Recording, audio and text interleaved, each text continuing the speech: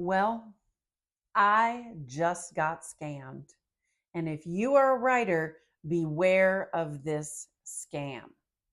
But stay tuned till the end, and I'm going to tell you why I'm actually grateful that this happened.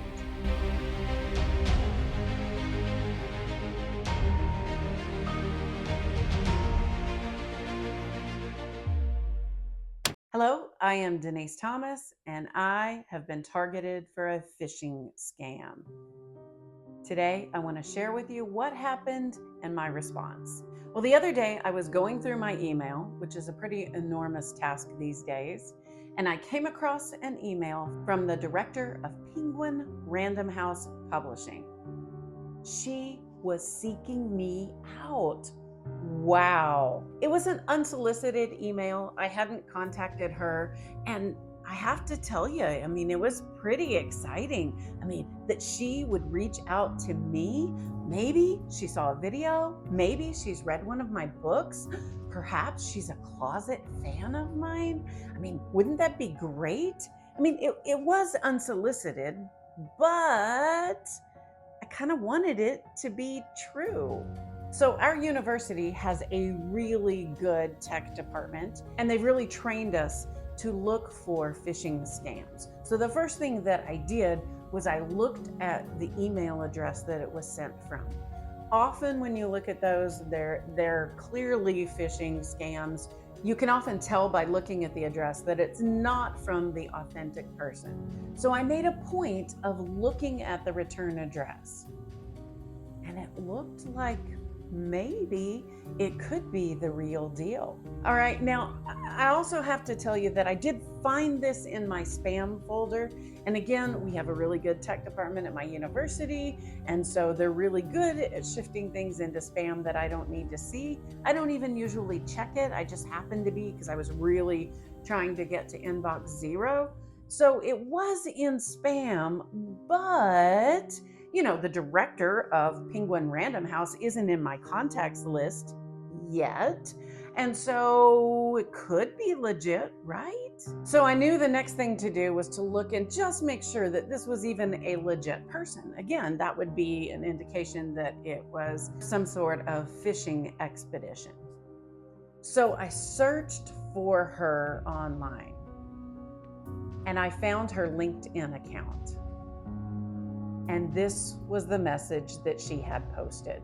She too had been the victim of a scam, and people were using her identity to reach out. But that's the kind of thing that happens to other people, right? I am a legit writer. And, if the director of Penguin Random House really wanted me to write a book for them, I would probably say yes. And so here's the thing about the scam. I really wanted it to be true. How flattering would it be that a bigwig at a major publishing house noticed my work? But also, I'm aware enough to know that most of my writing tends to be academic writing. It's not the kind of thing that attracts attention from big directors at major publishing houses. And in fact, major directors at publishing houses are not acquisition editors. So there was a lot about this that was fishy. I followed her advice from her LinkedIn account, and I contacted the fraud department, and they verified that indeed this was a fraudulent scam. Bummer. Man, wouldn't it have been great if they had reached out and contacted me?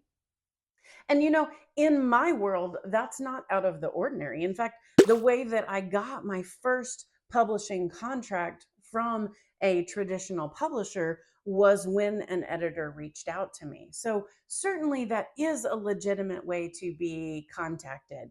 The reality is that as a published writer, I get contacted a lot, nearly daily, by people who want to help me with something.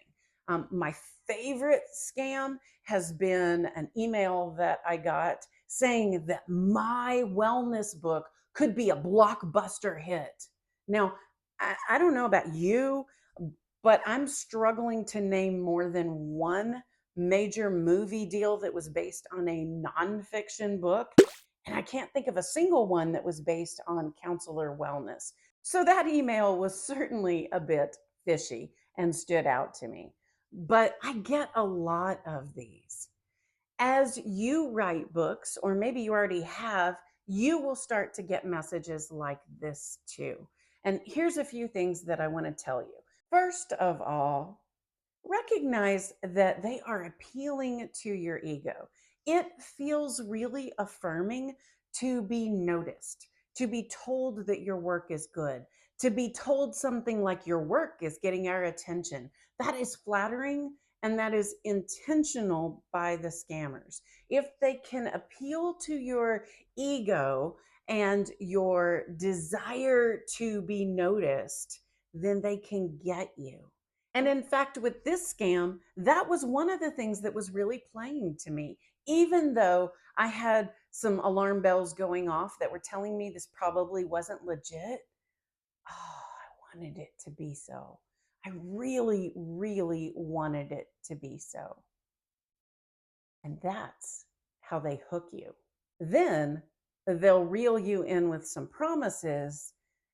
And finally, they'll ask you to pay for their services. But at that point, you have already, in a sense, committed to them. And it's much easier for you to part with your money and then never see the benefit. So, some ways to be wise. First of all, look at that email address that it is sent from and see if there's anything fishy about that email. Second, check the person that it is from. A simple Google search will tell you if that person is legit. Third, if there is a phone number associated with it, you can often look up that phone number. When I looked up the phone number associated with this scam, it came out of California, but Penguin Random House is out of New York. Now, true, with cell phones these days, it could be different, but in reality, a director is not going to give out her personal cell phone on an email soliciting an unknown author to her. The bottom line is verify the information in the email. If anything seems not quite right about it, unfortunately, it probably isn't. Had I been convinced from a simple search that this was a legitimate email, the way that I would have responded would have been through another avenue. It's the reason I went to her LinkedIn account, because I would have verified it that way. And I would have said, I'm Denis'Thomas. I think you sent me an email. Just want to verify that it's true. And the fear of doing that is that we may feel like we're being cynical or distrusting, or we may blow our shot. But in reality, to an editor, that would probably make you look savvy and smart. And that may be more of the kind of writer that they are looking for. So one day I may be contacted by an editor. Editors, if you are watching, yes, I probably would be interested in publishing with you. I would welcome you reaching out and contacting me. But in the meantime, I'm going to be on alert for these kind of phishing scams that come way too frequently. Hopefully, that has given you some tips and some simple ways to avoid being scammed. Maybe it's shed some light on the issue for you. And I hope it prevents you from the pain of being a victim of that. Well, I promised you that at the end I would share why I'm actually grateful for that phishing experience. Here's where I was the day that I read that email. When I first opened it up and I read it, my immediate reaction was, oh, what would I write if a publisher came calling? And I was a little overwhelmed. As you know, I'm in the middle of moving. A lot of pieces in my life are moving, and there's a lot of chaos in my life as we are unpacking boxes and getting things sorted and put away. And starting a book writing process, trying to think of an idea and come up with a proposal and all of that felt a little overwhelming in the moment. But from the point that I contacted the fraud department to the point that I heard back from them, I had about 12 hours to think about it. And of course, I love what ifs. What if this director really were reaching out to me? What would I say? Thought long and hard about it. There were some compelling reasons that I might say no, now this isn't the time. but I also recognize a good opportunity. And if this were legit, I think I would say yes right now at this stage in my life. So the second thing that I thought about is, what kind of a book would I want to write? That got me thinking. That was exciting. I love considering possibilities. I'm always cultivating new ideas, but in reality, the last few months have been so crazy that my idea machine has been pretty shut down. I think that's my brain's way of protecting me, because if I get really excited about a new idea, I'll take off in that direction. And what I need to be doing right now is unpacking some boxes and getting things set up. So my brain is protecting me from that. But what if I had an opportunity? What would I write? And I have to tell you that I really enjoyed just thinking about that, thinking about the possibility of that. I kind of savored it for that 12-hour period. And then my balloon got burst, and I found out it was a fraud, and nobody was coming and offering me any sort of a contract. But I am still so grateful for that experience and that day of just considering possibilities.